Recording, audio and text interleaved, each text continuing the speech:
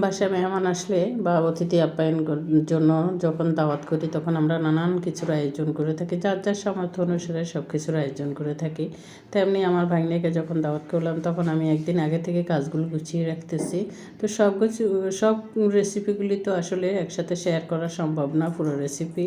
তো একটা রেসিপি শুধু আমি শেয়ার করতেছি, যেটা ছিল গরুর মাংস একদিন আগে থেকে করেছি। এখানে প্রতিটা রেসিপি আমার শেয়ার করা আছে।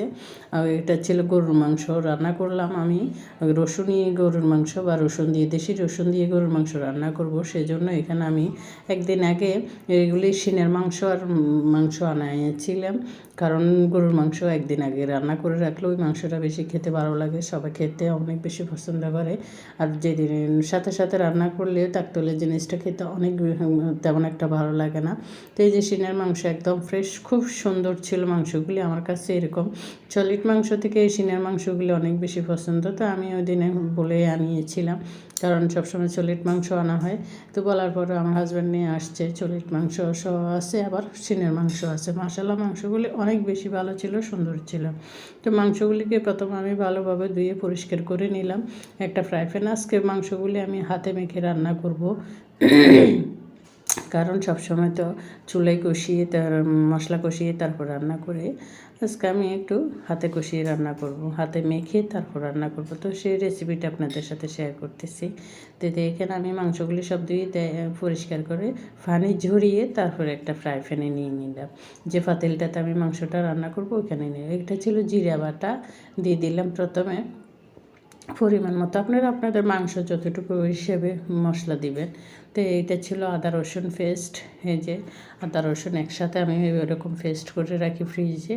ফ্রোজেন করে রাখলে একটু সুবিধা, যে কোনো কাজকর্ম তাড়াহুড়ো করে করা যায় না, হয় একসাথে সব কিছু রেডি করতে গেলে অনেক ঝামেলা হয়।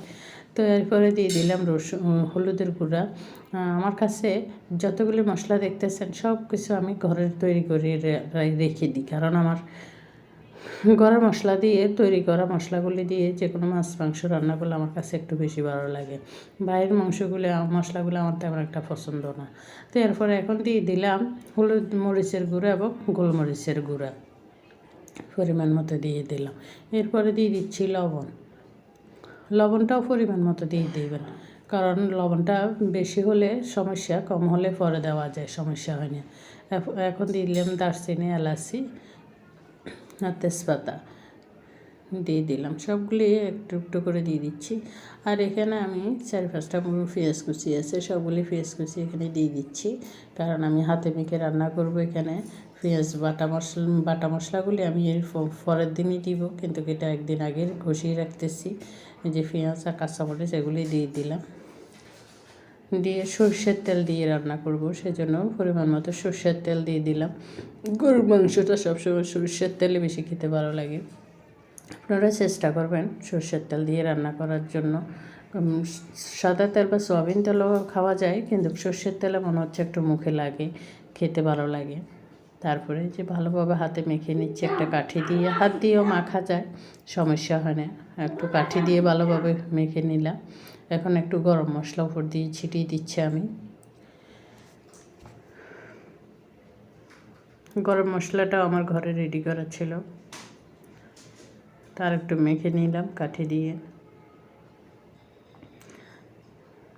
হাত দিয়ে মেখে নিতে পারবেন, কিন্তু কাঠি দিয়ে মেখে নেওয়া যায়। একটু সময় নিয়ে মেখে নিতে হবে, কারণ এটা যত মাখার উপরে নির্ভর করে স্বাদটা। যত বেশি মাখিয়ে সুন্দরভাবে একদম হাত দিয়ে বা কাঠি দিয়ে তত বেশি সুন্দর হয়, স্বাদ হয়। তো এই যে কিছুক্ষণ রেস্টে রেখে দিয়ে এরপর আমি মাংসটা চুলায় বসাবো। যে চুলায় দিয়ে দিলাম একটু পরে।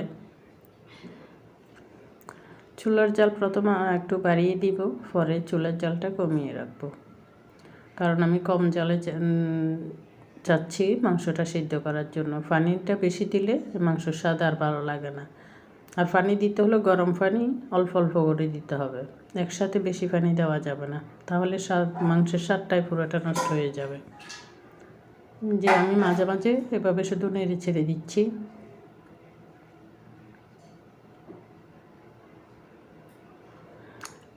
আর এখন আমি দিয়ে দিলাম আলুটা আসলে মাংস রান্না করলে, গরুর মাংস বা মুরগির মাংস, আলুটা না দিলে আমার কাছে ভালো লাগে না, তাই আমি আলুটা দিলাম। আপনারা স্কিপ করতে পারেন, কিন্তু আলু ছাড়া আসলে গরুর মাংস মনে হচ্ছে নিরামিষের মতো লাগে। আর দিয়ে দিলাম কয়েকটা গোটা রসুন, এটা দেশি রসুন ভালোভাবে ধুয়ে পরিষ্কার করে আমি তারপর দিয়েছি। যতটুকু ফেটেছি পরিষ্কার করে দিবেন, না হয় কিন্তু বালু টালু থাকলে আবার খেতে ভালো লাগবে না, মুখে দাঁতে বাজবে বালু, এটা পুরো স্বাদটাই নষ্ট হয়ে যাবে, খাওয়ার মুডটাই নষ্ট হয়ে যাবে বালু থাকলে। ভালোভাবে ধুয়ে পরিষ্কার করে নেবেন, নেড়ে ছেড়ে। এখন কিন্তু চুলার জাল আমি ধীরে ধীরে একদম কম জালে রেখে তারপরে চুলার জাল মাংসগুলি সিদ্ধ করতেছি।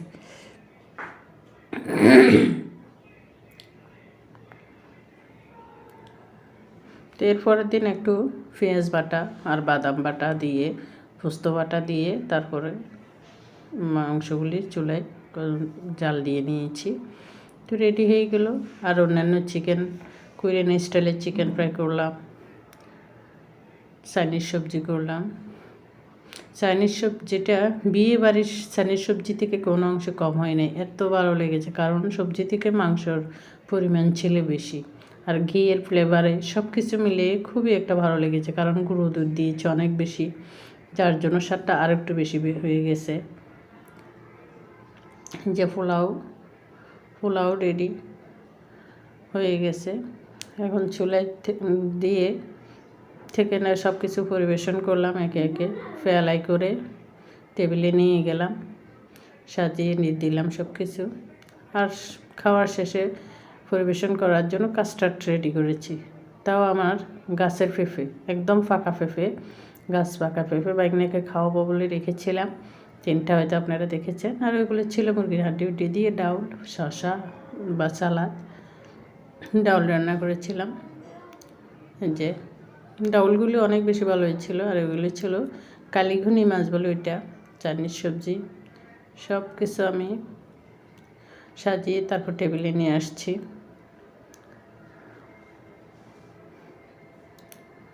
এরপরে ছিল ডিমগুলি আসলে অন্যান্য সময় ডিমগুলি অনেক বেশি সুন্দর হয়, কিন্তু যেদিন মেহমান দাওয়াত করি সেদিনই আমার ডিমগুলি সব কেমন যেন একটু চোখলা উঠতে চায় না, চদর হয়ে যায় আর কি। তো গুলা মাছ রান্না করেছি, যা ফেটেছি আমার তফিকে যতটুকু কুলাইছে আমি অতটুকু রান্না করেছি। তো কেমন হয়েছে আমার আজকের এই পরিবেশন বা রেসিপি, গরু মাংসের রসুন দিয়ে রেসিপিটা, কমেন্ট করে জানাবেন। সবাই ভালো থাকবেন, সুস্থ থাকবেন। আল্লাহ হাফেজ, আসসালামু আলাইকুম, শুভরাত্রি সবাইকে।